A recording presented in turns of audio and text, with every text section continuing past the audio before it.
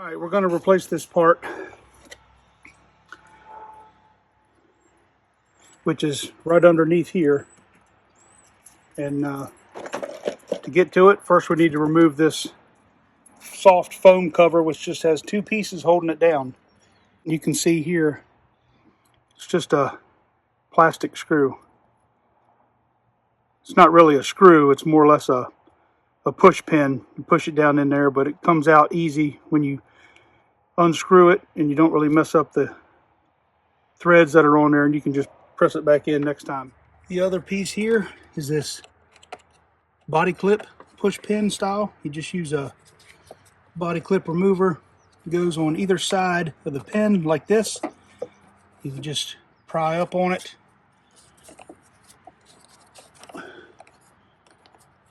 Like so, until you pull the pin all the way up, and then this whole piece should pull straight out.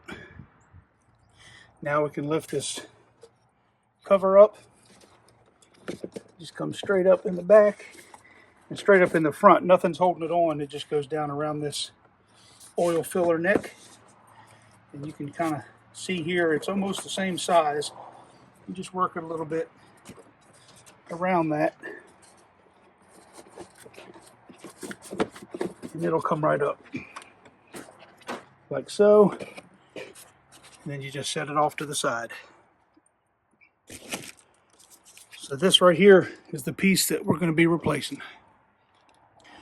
Start off by pulling off the connector. It's just a little push down right there, push down and pull straight back.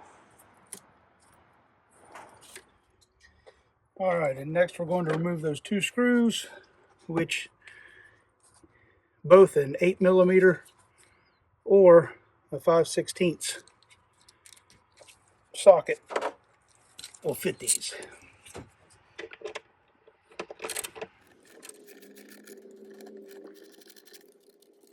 One thing I learned first time when I was diagnosing this thing, go ahead and remove your screws now and set them aside. Seems kind of simple, but I learned the hard way last time. Before you try to pull this thing up out of here and leave the screws in it, like you're trying to be efficient and save time, well, as soon as you pop up on this thing, screws go right down the back, and then you're 10-15 minutes searching the frame rails for your screws. There's also this green clip that holds this air piece on. So with this, you just squeeze these two green tabs in together like this, compress them, and slide it towards the left. Here's how you pinch and push that way. Once you get those two tabs compressed, you can push it over like that. It doesn't come all the way off, just slide it over a little bit, and then pull straight back and disconnect. Ooh, the whole piece come off. But you pull straight back and disconnect this right off of that piece there.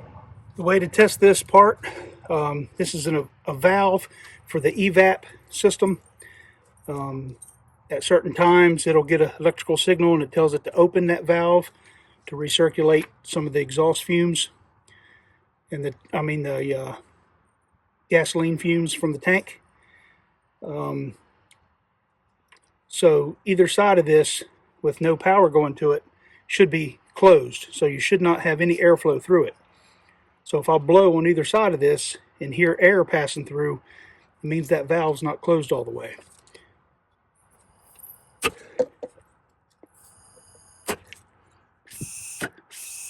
You can hear that a little bit.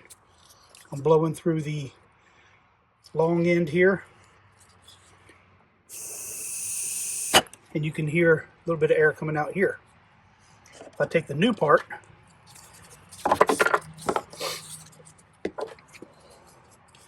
which is identical here, just like so. If I blow on the long piece of the new part, nothing. No air is coming through either side. So that means this new piece is working properly, and this old one is now defective. This is the original part from the car. The car has 167,000 something on it, I believe. So not too bad. Now you can reuse these little rubber grommets that come with this thing. You can slide them straight off, like so. But this new one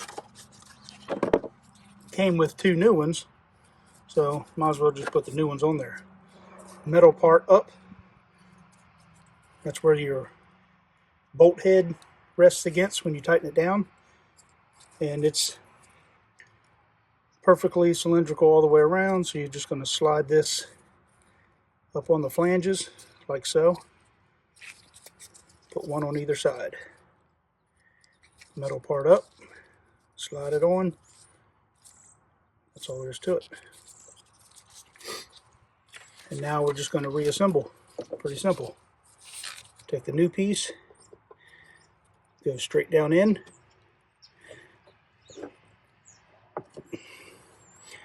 Then we're going to put the 5/16 bolts back in. These here.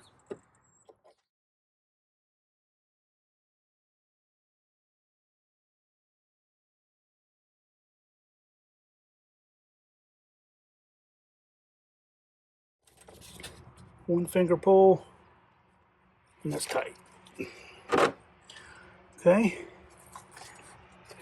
I'm going to take this connector here. You see it has a rubber O-ring in there, that yellow O-ring that seals up over this. Make sure it's nice and clean. It's brand new. Shouldn't be any issues with it. I'm just going to push this straight up on as far as you can get it, and then lock the connector in. Check your fit. See, that didn't fasten all the way, so I need to redo it again. Here's how you pinch and push that way. Pull the connector or the locking mechanism open, and the inside of this lip, this locking clip right here, when it closes, should be behind this little ridge around this part. That's what locks it on. So you need to make sure that it gets pressed up on there as far as you can get it.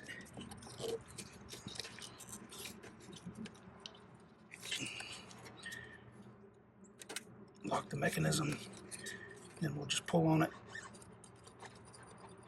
and make sure it's secure. It's definitely on there. Might even be easier to plug it on before you screw the piece back on.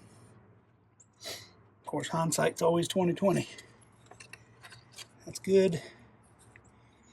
And we're going to plug the electrical connector back on. And that's all there is to it. The rest of it's just putting the foam cover back over, like so. Just kind of set it in here.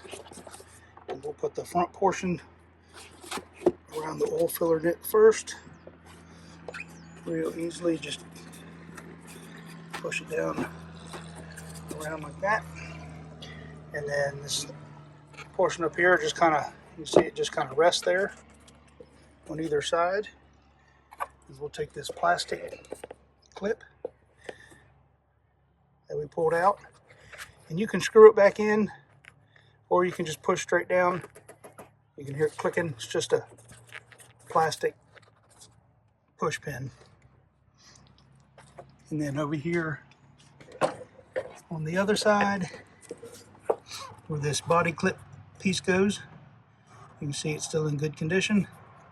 Push the base of the clip in all the way down, make sure it's seated, and then press the center pin down, and you hear a little click, and it's locked into place. That's all there is to it.